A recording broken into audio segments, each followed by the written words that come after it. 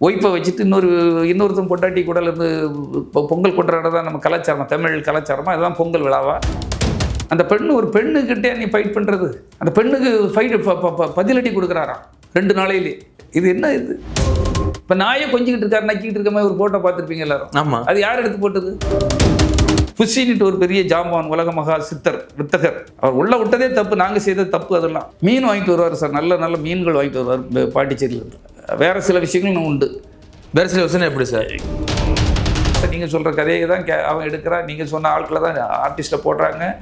ஆனால் அந்த படம் ஃப்ளாப் ஆகிடுச்சுன்னா அந்த ப்ரொடியூசரே வீட்டுக்குள்ளே விட மாட்டீங்க. அவருக்கு எத்தனையோ பிரச்சனைகள் வந்து வீட்டில் இருந்து அழுதுட்டு இருப்பார், படம் ஓடலை செய்யலாங்க. அப்போ அவங்க அப்பா யார்கிட்ட தான் சொல்கிறார், நீ கொஞ்சம் உள்ளே போய் அவனுக்கு ஆறுதல் பண்ணுப்பார். உங்கள் அப்பா பொறுத்துக்கலாம் சார், பெத்த பாவத்துக்கு அவர் ஒன்றை நீங்கள் செய்த தவிர வெளியே சொல்லாமல் இருக்கலாம். எல்லாரும் இருக்க மாட்டாங்க இல்லையா? இப்படி ஒரு நெகட்டிவ் பப்ளிசிட்டி தேவைப்படுது உங்களுக்கு. இதெல்லாம் சொன்னால் அசிங்கம் வெளியில் தான். புதிய சிந்தனை நேயர்களுக்கு வணக்கம். இன்றைய சிறப்பு நேர்காணலில் நம்முடன் இருந்திருக்கும் சிறப்பு விருந்தினர் விஜயின் முன்னாள் மேலாளர், இன்றைய திமுகவின் வர்த்தக அணி துணை செயலாளர், தயாரிப்பாளர் திரு PT செல்வகுமார் அவர்கள். சார் வணக்கம். வணக்கம் சார். எப்படி சார் இருக்கீங்க? நல்லா இருக்கு, நீங்கள் எப்படி இருக்கீங்க? நல்லா இருக்கு சார். சங்கீதாவுடைய நிலைமை தான் ரொம்ப மோசமாக இருக்குது. ஆனால் இன்னைக்கு திரிஷா அவங்களும் ஓப்பனாக போயிட்டு வந்துட்டு இருக்காங்க. ஒரே காரில் தான் போகிறாங்க. கடைசியோட மும்பை போகும்போதோட விஜயோட காரில் தான் அன்னைக்கு ஏஜிஎஸ் கல்யாணத்து வந்துடும், அதே காரில் தான் இறங்கி போனாங்க. உண்மையில அவங்க தனியாக வாழ்றாங்களா எப்படி சார்? அவங்க இதை பற்றி சொன்னால் என்ன, நம்ம நீங்கள் இப்போ பர்சனல் இதில் அவங்களே வெளியே திறந்து விட்டாச்சு. ஆமாம், வெளியே எதை மாட்டை ஊற்று விட்ட மாதிரி எல்லாம் எங்கேயும் போயிட்டு வராங்க சரிங்க. அவங்க தான் வந்து நிற்காங்க, அவங்க காரில் போகிறாங்க, இவங்க காரில் அவங்க தான் வராங்க. இதை இனி நம்ம எங்கேருந்து கண்டுபிடிச்சி சொல்கிற மாதிரி சொல்கிறது? நீங்களே எல்லாரும் பார்க்குறீங்களே சார், உங்கள் இதுலேயே பதில் இருக்குல்லையா சார்? இதில் நான் என்ன சொல்கிறது? இதை சொன்னால் நீ எதுக்கு பர்சனல் விஷயத்தில் தலையிடுறப்பா? நீ எதுக்கு பர்சனல் பப்ளிக் வரும்போது நீ எதுக்கு அவளை கூட்டிகிட்டு வர? உன் மனைவியெல்லாம் கூட்டிகிட்டு வரணும், நீ கூட்டிகிட்டு வர உன் தப்பு, அதை சொல்ல மாட்டேங்கிற. தப்பு அதை நீ தப்புன்னு சொல்லணும்ல. உன் தங்கச்சி ஒருத்தக்கிட்ட கல்யாணம் கட்டி கொடுத்து அவன் புருஷன் இன்னொருத்தையை கூட்டிகிட்டு போனால் நீ ஒத்துக்குவியா? உன் தங்கச்சியோ உன் அக்காளியோ நீ கட்டி கொடுத்துருக்க இடத்துல அவன் வேற ஒரு பொண்ணை, இவளுக்கு தெரியாமல் ஒரு பொண்ணை கூட்டிகிட்டு போனால் நீ அதை ஒத்துக்குவியான்னு கேட்குறேன். அந்த கலாச்சாரத்தில் நீ வாழ்கிற இல்லை, அதுதான் கற்றுக் கொடுக்க போகிற தொண்டர்களுக்குன்னு கேட்குறேன். கற்றுக் கொடுத்துக்கிட்டு தானே இருக்காரு. அதுதான் நான் சொல்லி கூட்டிகிட்டு வந்தால் அதுக்கு பேர் என்ன? உன் சகோதரி, உன் தங்கை, கூட பிறந்த தங்கையோ அக்காளோ இருக்கும்போது உங்கள் அக்கா கணவரோ தங்கச்சி கணவரோ இன்னொரு பொம்பளை கூடாலும் இப்படி சுற்றிட்டு தெரிஞ்சா இதை நீ ஏற்றுக்குவேன்னு கேட்குறேன். அப்புறம் எதுக்குடா இதை ஏற்றுக்கிற? இதுக்கு எதுக்கு சப்பக்கிட்டு கட்டுற? நடக்கக்கூடாது இல்லை சார், தலைவன் சார், எல்லாரும் பார்ப்பாங்க. அவர் விஷயத்தில் எதுக்கு மூக்க நுழைக்கிறீங்க? இதெல்லாம் என்னது? முதல்ல தலைவனை சுய ஒழுக்க வேணும்னு எதிர்பார்ப்பாங்கல்ல. நீ உனக்கு மனைவி இல்லைன்னா எத்தனை பேர் கூடாலும் போ. நீ அரசியல் தலைவராக இல்லைன்னா எங்கே வேணாலும் போயிட்டு வா. ஒரு அரசியல் தலைவர் நோட் பண்ண தான் செய்வாங்க. ஏன் ரஜினிகாந்த் ஒழுக்கமா இல்லையா? லதா தவிர அவர் எங்கே யாரை கூட்டிகிட்டு போயிருக்காரு இதுவரை சொல்லுங்க பார்ப்போம். பொது இடத்துல சிவாஜி வாழலையா? கமலமலை தவிர யாரை கூட்டிகிட்டு போனார்? விஜயகாந்த், பிரேமலதா தவிர யாரை கூட்டிகிட்டு போனார்? புரட்சித் தலைவர் எம்ஜிஆர் அவர்கள் ஜானகி அம்மாவை தவிர யாரை கூட்டிட்டு போனார்? வேற பர்சனல் வேற ஏதாவது இருந்திருக்கலாம், ஆனால் வெளியே தெரியாது. ஜானகி அம்மாவை தவிர யாரை கூட்டிகிட்டு போனார்? இந்த விழாவை இருக்குனாலும் அவங்கள தான் கூட்டிகிட்டு போவாங்க சார். நம்ம ஒரு பொது விஷயத்துக்கு வந்து நீ முன்னுதாரணமாக இருக்கணும், ஒரு ஒழுக்கத்தை கற்றுக் கொடுக்கணும். இது தமிழ்நாடு ஒரு கலாச்சாரத்தில் வாழ்கிற ஒரு நாடு. இந்த இளைஞர்கள் திசை தெரியாமல் போகாமல் இருக்கக்கும், இந்த இளைஞர்கள் தவறான வழியில் போகாமல் இருக்கக்கும் ஒரு நடிகரை ஃபாலோ பண்ணுவாங்க. அப்போ இதெல்லாம் சரின்னு சொல்ல வரீங்களா? ரொம்ப மனசுக்கு வேதனையாக இருக்குது சார். இந்த நாட்டை எந்த இடத்துக்கு கொண்டு போய் சேர்ப்பாங்களோங்கிற ஒரு பயத்துலேயும் வேதனையிலேருந்து தான் இதை சொல்லிகிட்டு இருக்கேன். இந்த மாதிரி ஒரு தவறான கண்ணோட்டத்தில் இருக்கிற விஜய் போன்றவர்கள் உண்மையிலே எனக்கு ரொம்ப கஷ்டமாக இருக்குது. அவரை பற்றி பேசுகிறதுக்கு நீங்கள் கேள்வி கேட்குறதுனால பதில் சொல்ல வேண்டிய இடத்துல இருக்கேன். தயவுசெய்து இப்படி செய்யாதீங்க சார். பாவம் இளைஞர்கள், இந்த சமுதாயம், தமிழ் கலாச்சாரம் ரொம்ப பாதிக்கப்படும். இது அவருடைய பர்சனல் சும்மா சொல்லிவிட முடியாது. நீங்கள் வேணான்னு செய்கிறீங்க, அது நீங்கள் யாருக்கும் தெரியாமல் கூட எங்கேயும் போயிட்டு வர வேண்டியது தானே? வேணான்னு தெரியிட்டுனே சொல்லி நீங்கள் காட்டுறீங்க, கொண்டு பழி வாங்க நினைக்கிறீங்க யாரையும். அது செய்யாதீங்க. பாவம், இந்த சொசைட்டி பாவம், இந்த இளைஞர்கள், உங்களை நம்பி வர இளைஞர்கள் பாவம். இவங்களுக்கு இதையா நீங்கள் கற்றுக் கொடுக்க வந்திருக்கீங்க? இந்த தவறுகளை தயவு செய்து செய்யாதீங்க. இதுதான் என்னுடைய வேண்டுகோள். இப்போ நீங்கள் திரு விஜயோட ஒர்க் பண்ணது மாதிரியும் அதே மாதிரி அதிக இயக்குநர்கள், நடிகரோடையும் நீங்கள் ஒர்க் பண்ணியிருக்கீங்க சார். உதாரணத்துக்கு ரஜினி கூட. இப்போ ரஜினியை வைத்து இன்னைக்கு ஒரு விமர்சனம் வச்சிருக்காருல்ல, அதை வச்சுன்னா அது கூட மன்னிப்பு கேட்டிருக்காரு. கோலை, ரஜினி ஒரு கோலைன்னு சொல்லியிருக்காரு. உண்மையில ரஜினி கோலையே அப்படி சார்? இல்லை, ரஜினி அம்மா ஒரு தைரியசாலி எங்கேருந்து சார் பார்க்குறது? இவரெல்லாம் சொல்கிறதுக்கு இவன் யார் சார்? முதல்ல ஆதவ யார் சார்? மாவீரன் நெப்போலியனா? இல்லை உலகத்தை விரலில் வச்சு ஆட்டின ஹிட்லரா? நீ யார் முதல்ல? நீ கோழைங்கிறதுக்கும் நீ வந்து அவர் வீரன் நீ சொல்கிறதுக்கும் உனக்கு நீ என்ன செய்துட்டு அந்த நாட்டுக்கு? அந்த மார்ட்டின் வந்து அரெஸ்ட் ஆகி ஒரு கேஸில் அரெஸ்ட் ஆகி உள்ளே இருக்கும்போது அந்த பொண்ணு அவருடைய மகள் வந்து மனநிலை பாதிக்கப்பட்டதால ட்ரீட்மெண்ட்டுக்கு வந்த இடத்துல ஏமாற்றி திருட்டுத்தனமாக கல்யாணம் கட்டிட்டு வந்த ஆளுநே. உன்னுடைய வரலாறே திருட்டுத்தனம், ஏமாற்று, ஃபேக் ஐடி. எப்படி ஏமாற்றி மக்களை கவரலாம், எப்படி ஏமாற்றி ஒருத்தனை டேமேஜ் பண்ணலாம், எப்படி ஏமாற்றி நான் உன் புகழை வளர்த்துக்கலாம். இதுதான் உன்னுடைய ஹிஸ்ட்ரி.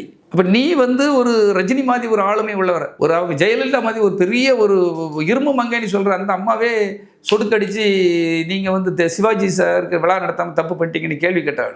நீங்கள் வந்து இந்த அம்மாவுக்கு ஓட்டு போட்டால் ஆண்டவனால கூட இந்த நாட்டை காப்பாற்ற முடியாது சொன்ன ஒரு துணிச்சல் மிக்கவர். அது பக்கத்தில் இருந்துக்கிட்டே யாருக்கும் பயம் இல்லாமல். இலங்கை தமிழர்களுக்கு இதே மாதிரி அங்கே வந்து நீங்கள் தப்பு பண்ணீங்கன்னா சிங்களருக்கு எதிராக என் ரசிகர் படையோடு அங்கே வருவேன் அப்படின்னு சொன்னவர். போனாரோ போகலையே சார். ஆனால் ஒரு துணிச்சலாக சொல்கிறார்ல, காவிரி பிரச்சனைக்கு அவ்வளோ துணிச்சல். இவ்வளோக்கும் கர்நாடகாவில் வாழ்ந்தவர் துணிச்சல். அப்போ வந்து தனியாக உண்ணாவிரதம் இருந்தாரா இருக்கு இல்லையா? எவ்வளோ விஷயங்கள் பண்ணியிருக்காரு. எவ்வளோ துணிச்சலுக்கு ஒரு பெயர் போன ஒருத்தர், மனிதாபிமானம் உள்ளவர். கூட இருந்த அத்தனை கடைநிலை ஊழியர்களுக்கு கூட எனக்கு தெரியும். அத்தனை வருத்துக்கும் படையப்பா டைமில், அதுக்கு படையப்பா டைமில், அதுக்கு முன்னால் முத்து டைம்லலாம் அத்தனை வருத்துக்கும் ஃப்ளாட்டு கொடுக்குறாரு சார். கேளம்பாக்கத்தை எனக்கு எல்லாமே ஆதரவாக இருக்குது. அவ்வளோத்துக்கும் ஃப்ளாட்டு வேலை பார்க்குறவங்களுக்குலாம். ஒரு விட்டல் ராவ், அவர் விருது இருக்காங்க, சிவாஜி ராவ், அப்புறம் ஒரு கிட்டத்தட்ட ஒரு நடராஜ் நிறைய பேருக்கு அப்பார்ட்மெண்ட் வாங்கி கொடுத்துருக்காரு. ஒரு 7-8 பேர் ரொம்ப கஷ்டப்படுறாங்கன்னு உடனே, பண்டரிபாய் முதல் ஒரு நடிகைகள்லாம் கஷ்டப்படுறாங்கன்னு உடனே வி.கே. ராமசாமி மாதிரி, ஒரு சத்யா மூவிஸ் பத்மநாபன், ஏவிஎம் ராஜா, இப்படி ஒரு 8 பேர்த்துக்கு ஒரு படத்தை பண்ணி கொடுத்து துணிச்சலா அருணாச்சலம் அதில் வர லாபத்தை எல்லாம் பங்கு வச்சு எடுத்துக்கணும்னு சொல்லி பெரிய அமௌண்ட் கொடுக்குறாரு. இப்படி எதுக்குனாலும் ஒரு முன்னுதாரணமாக இருக்கிற ஒரு நடிகரை நீ திடீர்னு வந்து அவர் பயந்தாங்கொல்லி அவர் வாங்கிட்டாரு, அரசியலேருந்து பின்வாங்கிட்டாரு. ஆமாம், தலைவனுக்கு கெத்த பார்த்தீங்களா? திமுக மிரட்டி அவரை பின்வாங்க வச்சிருச்சு. யார் தலைவன் திமுகவுக்கு பயப்படணும்? என்னடா திமுகவுக்கு பயப்படுறது? அந்த மனிதன் வந்து இந்த ரசிகர்களை பாதிக்கப்பட வச்சிடக்கூடாது. இந்த ரசிகர்கள் பாவம் பணத்தை செலவு பண்ண விட்டுறக்கூடாது. நாளைக்கு ஒரு தோல்வியோ எதுவும் வந்தால் அந்த குடும்பங்கள் எவ்வளோ பாதிப்படையும், அது எவ்வளோ பின்னடைவு ஆகும். இந்த கொரோனா காலத்தில் பலருக்கும் ஒரு அந்த தொற்றுகள் வந்து பிரச்சனையாகிடக்கூடாது. இப்படி பல காரணங்கள். அவருடைய வயசில் பழைய வேகத்தில் நிற்க முடியாது. அப்போ நம்மளால் வந்து ரசிகர்கள் பாதிக்கப்படக்கூடாது. பல விஷயங்கள் இருக்குது அதுக்குள்ள. அதுக்கு பெயர் பயமா? தன் ரசிகரை அவர் நேசிக்கிறார், இந்த மக்களை நேசிக்கிறார், பொதுநலத்தோட யோசனை பண்ணி. ஆமாம், கடவுள் நமக்கு நடிக்கிறதுக்கு தான் வாய்ப்பு தந்திருக்காரு, அரசியலுக்கு அல்லங்கிறத அவர் முடிவு பண்ணுறாரு. அரசியலுக்கு யாரோ வந்து பண்ணட்டும். இதே இது அவர் 40 வயசுலனா அந்த துணிச்சலை பண்ணியிருப்பார். அவருடைய ஏஜ் ஃபேக்டர் ஒன்று இருக்குது. அந்த கொரோனாங்கிற ஒரு இது இருக்கு இல்லையா சார்? கண்டிப்பாக இதெல்லாம் நாங்கள் கண்ணாக பார்க்குறோம். அப்புறம் நீ வந்து இப்படி ஒரு அவரை வந்து பயந்து போயிட்டாரு நீ சொல்கிறதுக்கு உனக்கு தகுதி இருக்கா? ஏதாவது தகுதி? நீ ஏதாவது சாணக்கியனா? இல்லை நீ ஏதாவது பெரிய சந்திரபாபு நாயுடு மாதிரி பெரிய ஒரு அரசியல் சாணக்கியரா? இல்லை யார் நீங்கள் பட்டம் கொடுக்குறதுக்கு? நீ மன்னிப்பு கேட்குறாரு. மன்னிப்பு கேட்டால் விட்டுருவாங்களா? அதுவும் நான் சொன்ன நோக்கம் வேற இல்லை, இருந்தாலும் மன்னிப்பு கேட்குறேன் அப்படின்னா என்ன நோக்கம் சொல்லியிருப்பாரு சார்? எந்த நோக்கத்திலே? அதான் தேர்தல் வருது இல்லையா, ஓட வரட்டுவாங்க பாருங்க, அப்போ தெரியும். அதான் நான் ஒரு உதாரணம் சொன்னேன். ஒத்தப்பனை மரம் மாதிரி இருந்தால் போதாது, இல்லை முருங்கை மரம் மாதிரி வளர்ந்தா போதாது, முருங்கையை முறிச்சு வளர்க்கணும், குழந்தைய அடித்து வளர்க்கணும் அப்படின்னு நான் சொல்லியிருக்கேன். என்ன கேரக்டர் இது? இவரெல்லாம் வச்சு விஜய் வந்து முதலமைச்சராகி ஒரு மந்திரி சபை வைக்க எப்படி பாருங்க. ஒரு வயசான காலத்தில் ஒரு செங்கோட்டையன், ஒரு கட்சிக்கு பெரிய மகாபாரதத்தை துரோகத்தை பண்ணிட்டு வந்த ஒரு செங்கோட்டையன், இங்கே பார்த்தா ஒரு நாஞ்சில் சம்பத்து, இங்கே பார்த்தா கூட இருக்க ஒரு புஷியானந்து, என்ன செய்திருக்காருன்னு தெரியாது. அவருக்கு என்ன ஆளுமை இருக்குன்னு தெரியல, என்ன ஒரு தொலைநோக்கு சிந்தனை இருக்குன்னு தெரியாது. யாருக்காவது ஏதாவது ஒரு வளர்ச்சி பாதைக்குள்ள விஷயத்தை புஷியானது எங்கேயாவது சொன்னால் கேள்விப்பட்டிருக்கீங்களா? இது இல்லாமல் பொருளாளர் ஒருத்தர் வெங்கட்ராமன் ஒருத்தர், எங்கே பார்த்தாலும் சகுனி வேலையை பார்த்து அங்கே மூட்டி விட்டு கலவரத்தையும் சண்டையும் உருவாக்கிட்டு ஒன்றும் தெரியாமல் அப்படியே இருப்பான். பார்த்தா ஒரு பெரிய புத்தர் மாதிரி இருப்பான் பார்க்குறதுக்கு. எங்கே வேணாலும் கலவரத்தை உருவாக்கி சண்டையை உருவாக்கி அவ்வளோத்தையும் பிரிச்சுட்டு ஒரு அக்கௌண்டண்ட்டாக வந்தவன் கடைசியில் பார்த்தா பொருளாளர் மயிலாப்பூர் தொகுதியில் போட்டிக்கிடுறாரான். அது அப்பாவாக இருக்கட்டும், மனைவியாக இருக்கட்டும், எல்லா பிரிவினைக்கும் பின்னால் ஒரு விஷப்பாம்பு வந்து அவர் ஒரு விஷப்பாம்பு வெளியே தெரியாமல் அப்படியே இருப்பான். பொட்டுலாம் வச்சுட்டு புனித சின்னப்பர் மாதிரி அப்படியே இருப்பான். எப்படி சார் சமாளிக்க போறாரு? மிகப்பெரிய ஒரு கட்சி அப்போ நடத்திட்டு இருக்காரு. இத்தனை விஷப்பாம்புகளை தாண்டி எப்படி விஜய் வருவாரா? இல்லை சுற்றி அரசியல் நிற்காம போயிடுவாரா? அப்பா சொன்னாங்க விஷவலைங்கிறாரு. இல்லை நான் சொல்ல விஷப்பாம்புகள், விஷவலான்னு அவர் சொல்லியிருக்காரு. விஷப்பாம்புகள் அவ்வளோ சுற்றி இருக்குது. ஒன்றுக்கு ஒன்று அங்கிட்டும் இங்கிட்டும் ஒன்று போடும்.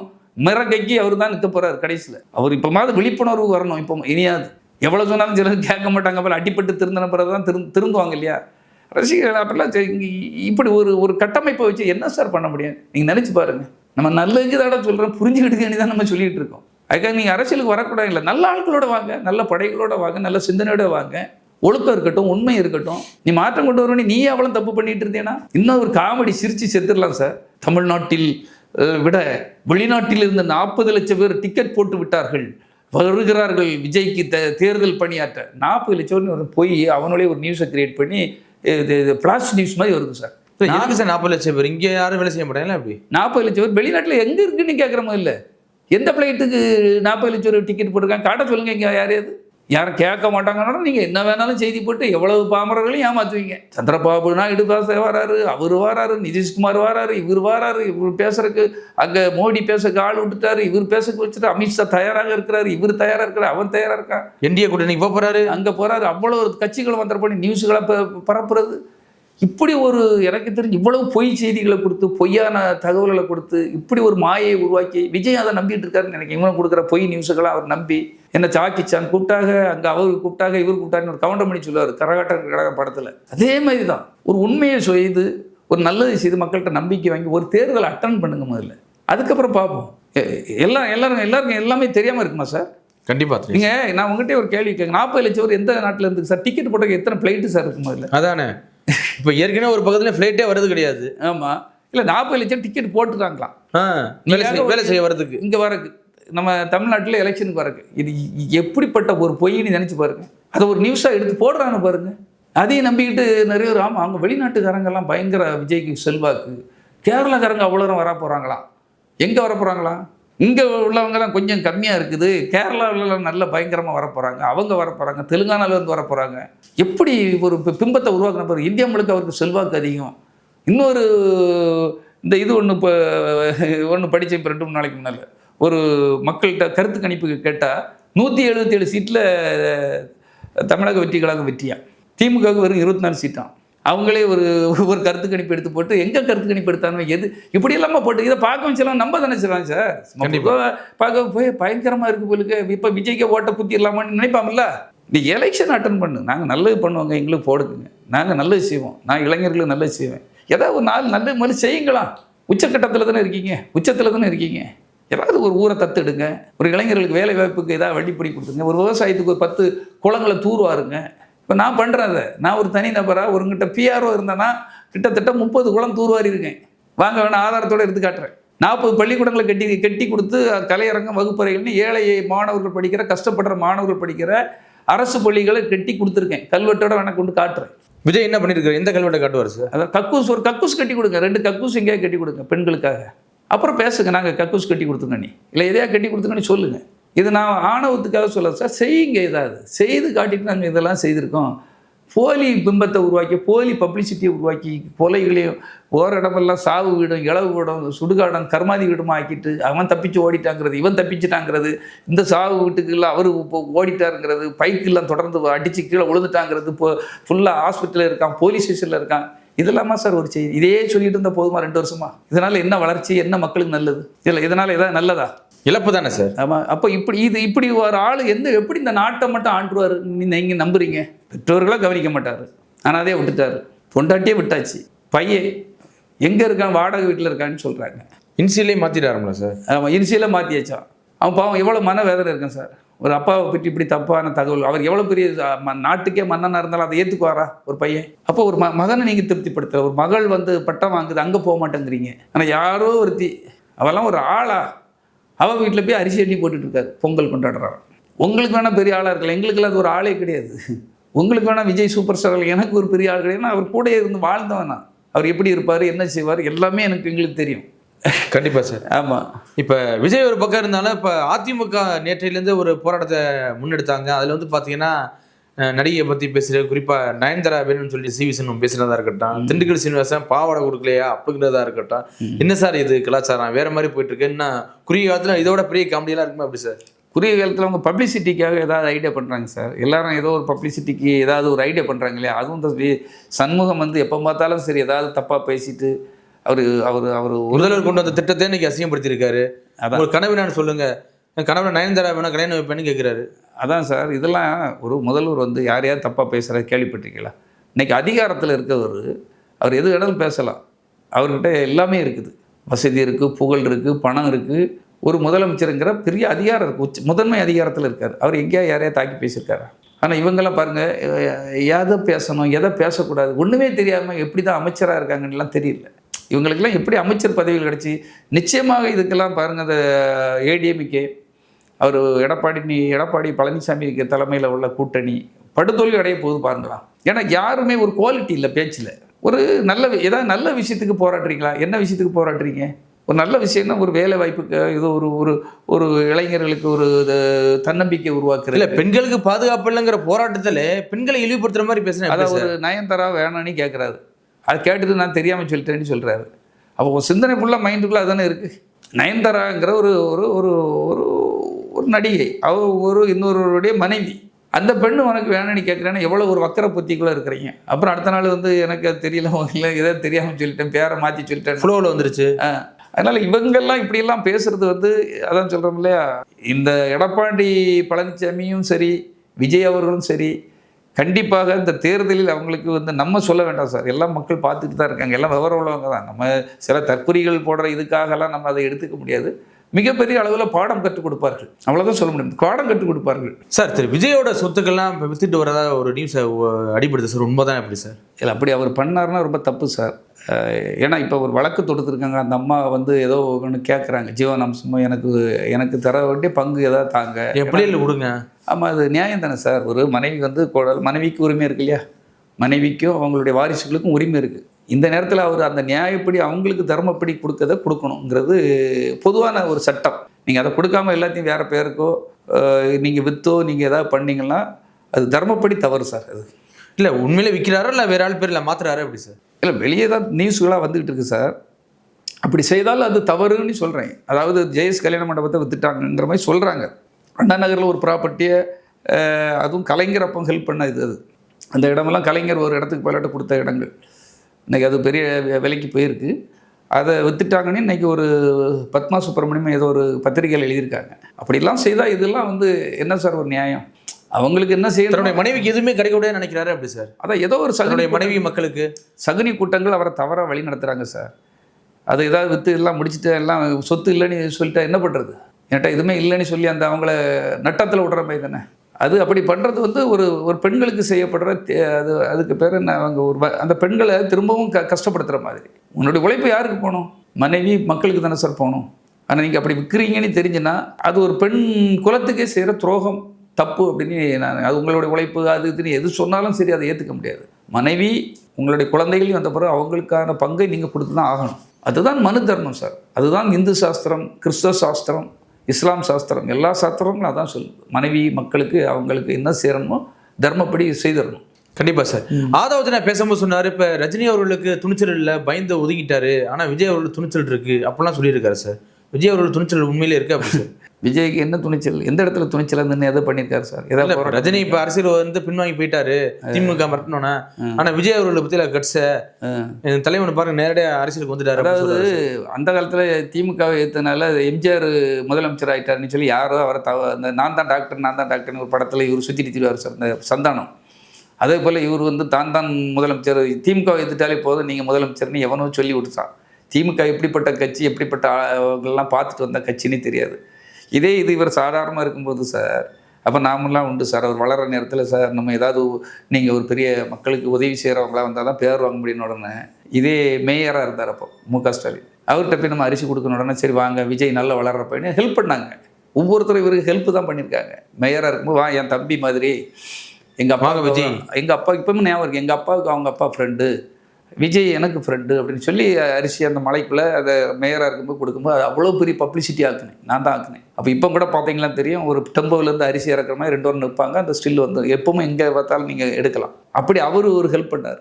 ஏன்னா ஒரு மேயர் இன்னொரு நடிகன் வளர்க்க ஏன் இது பண்ணணும் இருந்தாலும் அவருக்கு ஒரு பேர் கிடைக்கட்டும் நினச்சி ஒரு பெருந்தன்மையோட அப்போ மு.க. ஸ்டாலின் அவர்கள் மேயராக இருக்கும்போது பண்ணார்.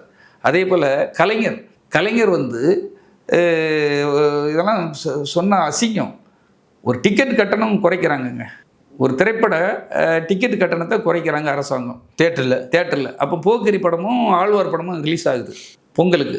சரி, பொங்கல் பரிசாக அந்த ஏழை மக்களுக்கு ஒரு டிக்கெட் கட்டணம் குறைஞ்சா அது ஒரு நல்ல செய்தி தானே, நல்ல செய்தியா இல்லையா? அதை பண்ணுனா இவருக்கு சம்பளம் குறைஞ்சோன்னு சொல்லி நேரே அடுத்த நாள் சொல்லாமல் கொள்ளாமல் வீட்டில் போய் நிற்கிறாங்க. நானும் அப்போ கூட உண்டு. அப்போ சண்முகநாதன் ஒருத்தர் கூட இருக்கார் கலைஞர் கூட. என்னையா சொல்லாமல் கொள்ளாமல் விடியக்குள்ளே வந்து நிற்கிறீங்க, என்னையா மேட்ரு அப்படிங்கிறாரு. இல்லை சார் ரொம்ப அவசரம், ரொம்ப விஜய் வந்துட்டார் சார், என்ன இப்படி சொல்லாமல் வந்திருக்கீங்க சொல்லி நான் தலைவர்கிட்ட சொல்லி உடனே கூப்பிட்டாங்க. கேட்டு விஜய் வந்திருக்காருன்னு விட்டுட்டாங்க. டிக்கெட்டு திடீர்னு குறைச்சிட்டீங்க, நல்லது தானையா அப்படிங்கிறாரு. கலைஞர் இல்லை எனக்கு வசூல் கம்மியாச்சுன்னா சம்பளம் குறைஞ்சிடும், அது குறைஞ்சிடும், தலைவரே என்னை இப்படியே காப்பாற்றுங்க, நீங்கள் டிக்கெட்டை குறைக்காய்ங்கிறார். இது யாருக்கு எதிரான செயல்? மக்களுக்கு எதிராக பேசுறாரு. உண்மையா இருக்க தொண்டனுக்கு, ரசிகனுக்கு, தொண்டனுக்கு ஒரு டிக்கெட் கட்டணம் குறைஞ்சா நல்லது தலைவர்னு நீ நன்றி சொல்லணும் போய். ஆனா இங்க இவர் என்ன செய்யறாரு? குறைச்சிடாங்க, என் வாழ்க்கை போயிடும், என் சம்பளம் போயிடும்னு சுயநலம். அங்க போய் எப்படி சொல்றீங்க? தீய சக்திக்கு சுயநலத்தை பற்றி அடுத்தவங்களை குறை சொல்றீங்க. இதுக்கு பேர் என்ன? ஏன்னா ஒரு கட்டணம் குறைச்சு அவனுக்கு பணம் குறைஞ்சிடக்கூடாதான், கட்டணத்தை கூட்டுங்கிறார். குறைச்சிடாதீங்கிறார். வேற வழி இல்லாமல் ஒரு நடிகர் வந்துட்டாருங்கிறதுக்காக உடனே அரசாணை போட்டதை ஒரு நடிகன் வந்துட்டாங்கன்னே அவர் உதவி பண்றாரு. சரி, தேடி வந்துட்டாரு, அவங்களும் அவங்க அப்பாவும், நானும் அப்போ கூட இருக்கிறேன். அப்போ மாலதி ஐஏஎஸ் ஒரு பொண்ணு, அந்த அரசாணையை விடாதம்மா, 10 மணிக்கு போகிற அரசாணையை 9 மணிக்கு கேன்சல் பண்ணுறாரு. அப்போ உனக்கு இவ்வளவு உதவிகள் பண்ண நீ ஒவ்வொருத்தரையும் உனக்கு தேவையானதில் கரெக்டாக உறிஞ்சி எடுத்துகிட்டு வந்துடுறீங்க. இதெல்லாம் யாருக்கும் தெரியாது, தெரிஞ்சதுனால சொல்கிறேன். ஆமாம், ஜெயலலிதா அவர்கள்ட்டையும் அப்படி தான் போய் அதே மாதிரி ஜெயலலிதா வீட்டுக்கு போய் தேடி போகிறது, தேடி போயிட்டு அவங்க இல்லைன்னா கொடநாட்டுக்கு போகிறது, அங்கே போய் கெஞ்சி போய் படம் வராது, தலைவா படம் வராதுன்னு உடனே நீங்கள் உலகத்திலே உங்களை மாதிரி ஆட்சி பண்ணுறவங்கள நான் பார்க்கல, ஒரு பெரிய ஆளுமை உள்ளவங்க, திறமையாளர், இது அதே இது அங்கே ரஜினி என்ன சொல்கிறாரு? அந்த அம்மா ஆட்சிக்கு வந்து ஆண்டவனாலையும் இந்த நாட்டை காப்பாற்ற முடியாதுன்னு சொல்கிறாங்க. நீ சொல்ல வேண்டியது தானே, என் தலைவா படம் ரிலீஸ் ஆகலாட்டும் பரவாயில்ல, இந்த மாதிரி ஒரு ஆட்சி நடத்தினா இந்த நாட்டை எவனாலும் காப்பாற்ற முடியும்னு நீ சொல்லியிருக்கலாம்ல. ஒரு படத்தில் உள்ள வசூல் தானே போகும், பார்த்துக்கலாம், நீ சொல்ல வேண்டியது தானே. அதுவும் தைரியம் இல்லை. இப்போ கூட ஜனநாயகன் படத்துக்கு கூட அந்த தைரியம் இல்லையே சார், வராது இல்லை. இன்னைக்கு பிஜேபி வந்து பழி வாங்கன்னு சொல்லலாம், ஓப்பனாக சொல்லலாம். எந்த காலத்திலும் வர சார் ஒரு எடப்பாடி கிட்ட போய் கெஞ்சிட்டு இருக்காரு. அப்பவும் எனக்கு தெரியும், வேலுமணின்னு ஒருத்தர் இருக்கார், அப்போ அந்த மினிஸ்டராக இருந்தார். அப்புறம் வீரமணி, அவர் அந்த வர்த்தக இதில் ஏதோ இருந்தார் பொறுப்பில். இவங்கெல்லாம் சேர்ந்து கூட்டிகிட்டு போகிறாங்க. அவர் ஒரு நடிகர் வந்துட்டாருன்னா அவரும் ஹெல்ப் பண்ணுறாரு. கொரோனா காலத்தில் டிக்கெட் இவ்வளோ தான் போடணும்னு ஒரு இந்தியா முழுக்க ஒரு சட்டம் சார். அது அப்படி அதை காட்சிகள் தான் போடணும். மாஸ்டர் படத்துக்கு தொற்று வரக்கூடாது, ஒரு 60% தான் இவ்வளோ ஏற்றணும் ஒரு சட்டம் போடுறாங்கன்னா அந்த சட்டத்தை மதிக்கணுமா மதிக்கண்டாமா? டிக்கெட்டு கட்டணம் குறைச்சா அதுக்கு எதிராட்டு போகிறீங்க, மக்களுக்கு எதிராட்டு. இது மக்களுக்கு எதிராக இல்லையா? உண்மைதான். நல்லா சிந்திச்சு பாருங்க சார். ரசிகர்களுக்கும் மக்களுக்கும் எதிரானது இது. இப்போ பார்த்தீங்களா, கொரோனா காலகட்டத்தில் தொற்று பரவிடன்னு சொல்லி இது பண்ணால் நீங்கள் அதை குறைச்சாங்க. ஃபுல் டிக்கெட்டுக்கு எனக்கு விடுங்க. எதுக்கு? மொத்த டிக்கெட்டையும் வாங்கி தனக்கு வரணும். அப்போ எல்லா இடத்துலையும் சுயநலம் தானே. எந்த இடத்துலையாவது ஒரு பொது நலம் உங்களுக்குள்ளே இருந்திருக்கா?